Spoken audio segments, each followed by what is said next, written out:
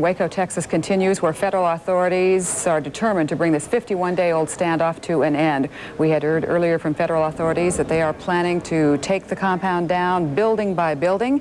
And there you're looking at a live picture in Waco, Texas. I want to remind you once again, yes, the picture is bouncy. It is because we have a camera that's up on scaffolding with winds that are gusting, and that's the reason why. CNN's Charles Jaco is joining us with some late information. Charles?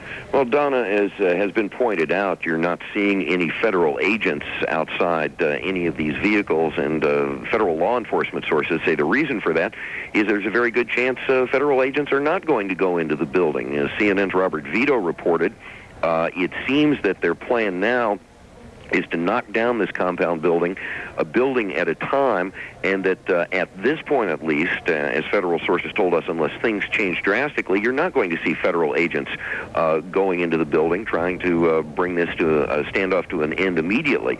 We got some details, again, from federal law enforcement sources about what happened.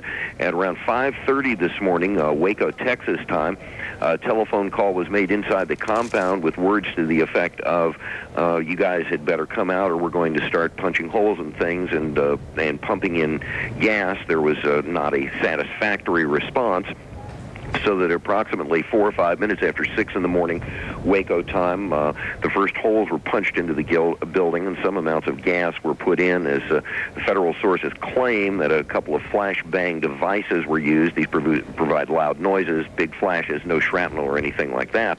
According to these sources, almost immediately after that, the members of the cult inside picked up the phone and called the FBI command post and said, hey, we want to talk. And supposedly the FBI's response was, you people have got a few minutes to come out, and they hung up the phone on them. Then things proceeded to the point that where we have seen where these devices have been used, these construction armored tracked vehicles to punch holes in the side of buildings. As we've been led to understand, a certain amount of gas has been pumped in there. And again, the theory and the plan at this point, and we have to emphasize that that this is only what it seems to be like from our conversation with federal law enforcement sources, is that they may try to drive them from the main building, that is members of the cult, and knock down buildings a few at a time, making quarters uninhabitable. As you can see from this live picture right now, a large chunk of one wall is missing. These were not, as we understand it, exceptionally thick walls in the first place. There was some reinforcing with some cinder blocks, but attorneys for some of the cult members have claimed that these people who've been inside the compound long before the siege was ever started said this is not an exceptionally well-constructed place, and from this picture you're seeing, it certainly shows that. But the bottom line is, unless things change drastically, federal law enforcement sources say we should not expect to see federal agents charging in. So once again, they may be trying to turn up the pressure drastically this time, but turn it up a degree at a time, hoping that everyone will walk out and there won't have to be a full-scale assault with agents.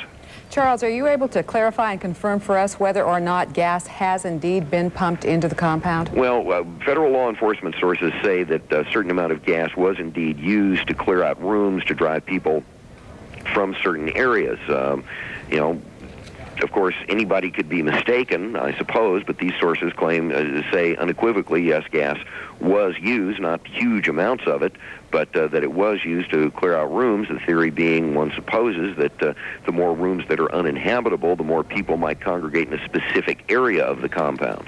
And Robert Vito reported that they were trying to isolate the people, too. Charles Jaco, thanks very much. I want to remind folks that in about 45 minutes, we are scheduled to have an FBI briefing, 11:30 a.m. Eastern Time, and CNN is planning to bring you live coverage of that. Bob? Among developments today that have been preempted by the relatively more urgent events unfolding in Waco, what is going on in the eastern Bosnian town of Srebrenica? There, most of the estimated 30,000 frightened Muslim refugees are being prevented from evacuating. Earlier reports suggested the evacuation of able-bodied residents would come after the wounded were flown out. United Nations convoy trucks carrying food are apparently prepared to evacuate civilians if conditions allowed, if military authorities let them.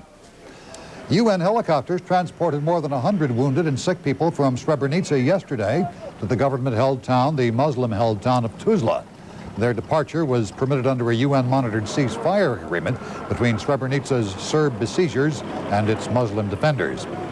U.S. President Bill Clinton and his British counterpart John Major are discussing tougher sanctions against the former Yugoslavia. In a 50-minute-long telephone conversation yesterday, the two leaders discussed the importance of maintaining the UN ceasefire agreement and continuing to exert pressure on the Serbs.